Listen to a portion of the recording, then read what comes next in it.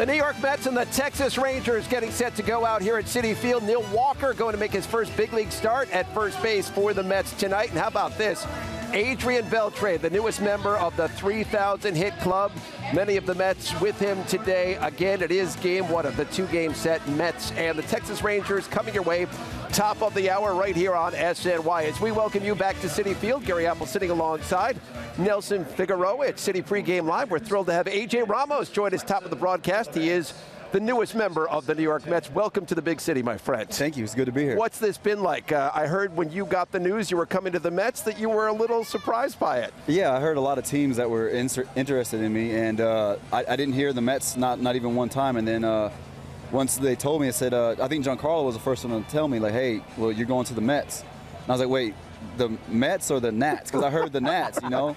And he goes, no, Mets. And I was like, really? He said, yeah. And I was like, well, all right, let's do it. Were you surprised to be traded number one in the division and number two to a rival like the Mets? Definitely, both of those. You know, I wasn't expecting it. You know what I mean? I was expecting to go somewhere else, and you know, it was a good surprise coming here because I mean, I always enjoyed playing here. The city's been great. Every time I've come here, it's been one of my favorite cities to come to. So.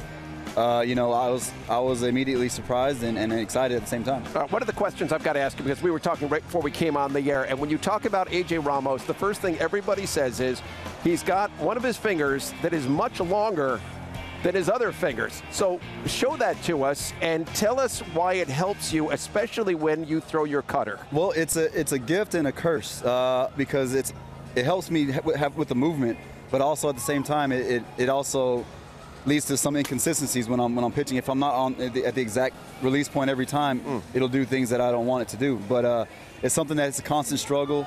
But definitely it's an advantage whenever I do get on top of the ball and get that movement at the end. So, yeah, trust me, I'm all about that. I remember trying to think, how could I get that finger a little bit lower so I could get the movement on the other fingers.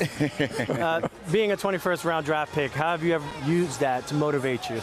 Well, I mean, because, you know, coming in, my earpiece is coming out. But coming in, I understood that, you know, I wasn't going to be given the opportunities that the first rounders and second rounders, third rounders, and so on. So I had to make sure that to go in and work hard and make an impression with my work ethic. And also, you know, I knew if I kept doing that, it'll translate to the on the mound as well. So that kind of motivated me to kind of, you know, go up against the first rounder, and when he's working out, lift more weight than him or run faster than him and all this and that. So. Definitely, it's something that created an edge to me, put a little chip on my shoulder, and kind of made me compete even harder. How did you end up in the closer's role? That was by accident. I was you know, in the bullpen and in short season, and there you're not supposed to pitch back to back. So I pitched the night before, and I was chilling, and the manager told one of the Latin guys who didn't speak much English. He said, "Hey, go get Richardson ready." All he heard was an R. So he came and ran down and said, "Hey, Ramos, get ready." And I was surprised. I was like, all right. So I go start throwing, and the bullpen is in a position where you can't see, you know, the dugout. So when I was running in, the manager came and looked at it, and you kind of did this, and was like, all right, come on. And so I went in there, and the first guy I faced was Xavier Scruggs. He said, hey, don't throw any fastballs to him. And I was like, what? So I threw 3 fastballs by him and struck him out. And then ever since then, they kind of said, well, let's try this guy out as a closer, and ended up working out. That did work out. 20 saves in Miami this year before the trade. Go ahead, Noah. That's a happy accident right there. Yes. Trust me. As long as they call your name, that's what you always want to be as a pitcher, just be called upon and be able to get outs. For me, coming to a new team, it's almost like kindergarten all over again. How have you been welcomed into this bullpen? As soon as I came into the locker room, to the clubhouse, everybody was very, very inviting. I saw right away that this is a good group of guys, and that they're behind each other and very inviting. You know, it was easy to transition into it, and they've made it a lot easier just by the way they were.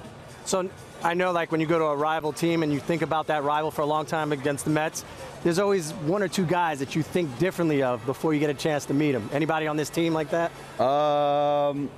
No. Not I mean, yet? I have a pretty good, you know, I watch guys, I sit on TV, I see interviews and this and that, so everybody's been pretty standard. Robles is a lot more funny than I thought.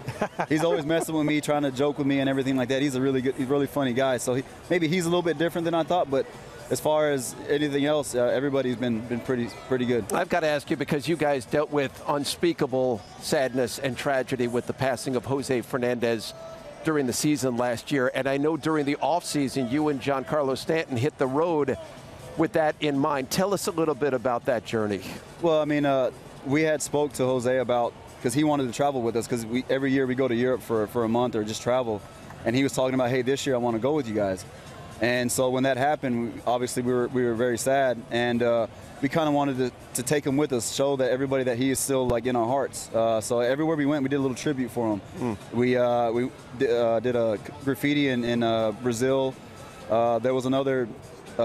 We had some friends that are DJs, and they did a tribute for him. They put his name on the board and some videos and stuff like that. So everywhere we went, we kind of showed that he was still with us. Even now, I have a sleeve that mistakenly ended up in my bag. It was one of his sleeves that had 16 on it, and you know, this off season, I was looking through my bag and I saw a sleeve and it said 16 on it, and I was like, wow.